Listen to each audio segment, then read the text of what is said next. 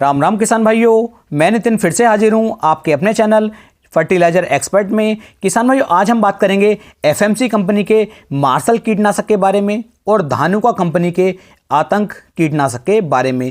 ये दो जो कीटनाशक है, एफएमसी कंपनी का काफ़ी अच्छा कीटनाशक है जिसे हम मार्शल के नाम से जानते हैं, और धानुका कंपनी का आता है जो आतंक के नाम से जाना जाता है। ये दोनों जो है मार्केट में काफ़ी अच्छी पकड़ बनाए हुए हैं। तो इनके अंदर कौन कौन से टेक्निकल हैं, किस तरीके से ये हमारी फसल को बचाता है, किस तरीके के ये कीटनाशक हैं, कौन कौन सी फसलों पे आप इसका उपयोग कर सकते हैं, कौन कौन से कीटों पे आप इसका उपयोग कर सकते हैं, साथ ही साथ क्या इसकी डोज है, क्या इसकी कीमत है, रेन फास्ट एक्टिविटी इसकी कैसी है, किसके साथ आप इसे मिला सकते हैं और किसके साथ आप इसे नहीं मिला सकते, सब कुछ किसान भाइयों बड़े अच्छी तरीके से मैं आपको इस वीडियो में बताने वाला हूं। तो वीडियो में लास्ट तक बने रहें जिससे कि आपको एक सही और सॉलिड जानकारी किसान भाइयों मिल सके। यदि आप भी कोई वीडियो बनवानी चाहते हैं तो नीचे आप कमेंट कर सकते हैं। तो चलिए शुरू करते हैं, बात कर लेते हैं एफएमसी कंपनी के मार्शल कीटनाशक के बारे में। इसके अंदर जो किसान भाइयों आपको टेक्निकल देखने को मिलता है वो है कार्बोसल्फरान 25% ईसी।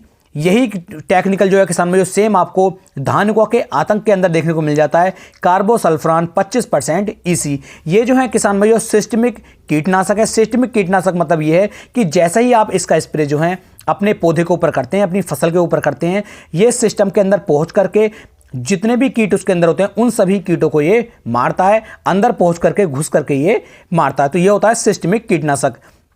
दूसरा किसान भाइयों, ये एक ब्रॉड स्पेक्ट्रम कीटनाशक है। ब्रॉड स्पेक्ट्रम कीटनाशक का मतलब किसान भाइयों ये रहता है कि ये एक साथ जो है कई सारे रोगों को, कई सारे कीटों को मार सकता है। यानी कि ऐसा नहीं है कि किसी एक ही कीट के लिए बनाया गया है, ये एक साथ बहुत सारे कीटों को मार करके चलता है। तो ये हो रहता है आपका ब्रॉड स्पेक्ट्रम। अब बात करते हैं किस तरीके से ये कार्य करते हैं। तो किसान भाई, हमारी फसलों के ऊपर जितने भी पत्ता खाने वाले कीट होते हैं या फिर रस चूसने वाले कीट होते हैं, इन सभी कीटों को ये किसान भाइयों एक साथ मिल करके मारता है। यानी कि चाहे तो आपका सेकंड पेस्ट वाले कीट हों, यानी कि जो रस चूसते हैं, या फिर किसान भाई जो पत्ता खाने वाले कीट होते हैं वो हों, उन सबको ये बड़ी आसानी के साथ मार लेता है।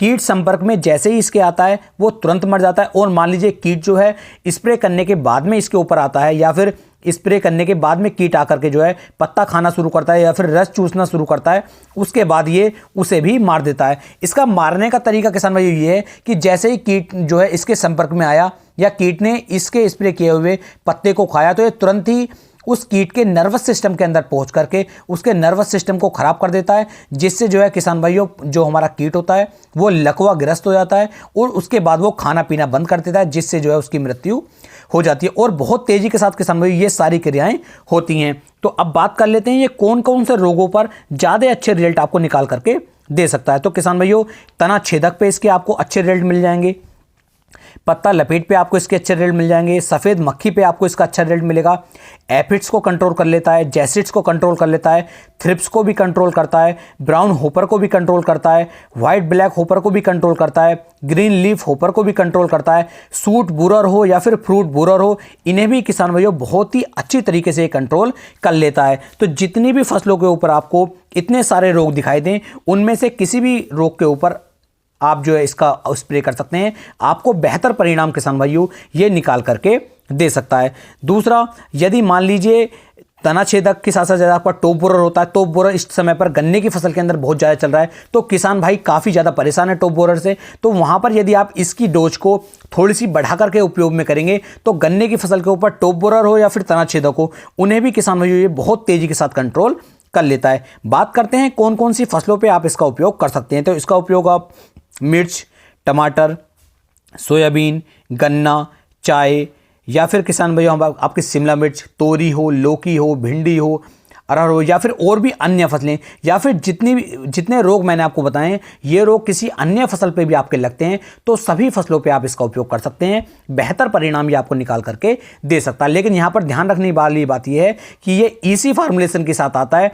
तो यदि आपकी फसल के ऊपर फूल बन रहे हैं या फूल आने शुरू हो रहे हैं तब आप इसका उपयोग नहीं करेंगे, वहाँ पर आपको नुकसान हो सकता है। तो वहाँ पर आपको जो है एससी फार्मूलेशन का ही उपयोग करना है, यानी कि सस्पेंशन कंसंट्रेट जो हमारे फार्मूले होते हैं उनका उपयोग आप जो है फूल बनने की स्थिति में भी करेंगे, तब भी वो आपको अच्छे रिजल्ट निकाल करके देते हैं। तो इसकी बस सावधानी ये है कि फूल बनने की अवस्था में आप इसका उपयोग नहीं करेंगे। अब बात करते हैं किसान भाइयों इसकी डोज की कि इसकी कितनी डोज हमें लेनी चाहिए। तो जितनी फसलें मैंने आपको बताई हैं लगभग आपको 400 ml प्रति एकड़ के हिसाब से आपको इसका स्प्रे करना चाहिए। और 400 ml की जो मात्रा आप ले रहे हैं इसे लगभग 200 लीटर पानी के अंदर मिला करके आप इसका स्प्रे कीजिए। और खेत के अंदर नमी होनी बहुत ही ज़्यादा आवश्यक है, तब आपको ज़्यादा अच्छे परिणाम देखने को मिलेंगे। यानी कि 1 लीटर पानी के अंदर आपको 2 ml इसकी मात्रा लेनी होगी।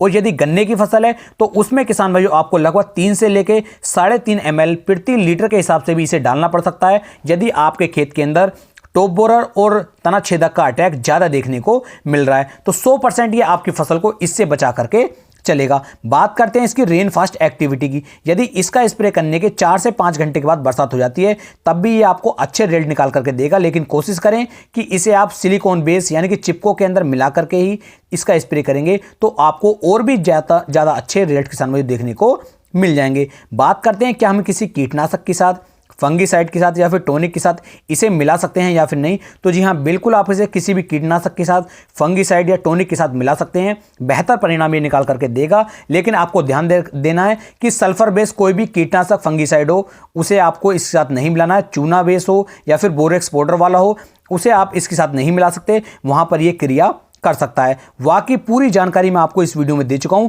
वीडियो अच्छी लगी हो, जानकारी अच्छी लगी हो तो वीडियो को आप ज़्यादा से ज़्यादा शेयर भी कर सकते हैं। फिर मिलेंगे किसान भाइयों एक नई वीडियो में, तब तक के लिए सभी प्यारे किसान भाइयों को राम राम जी।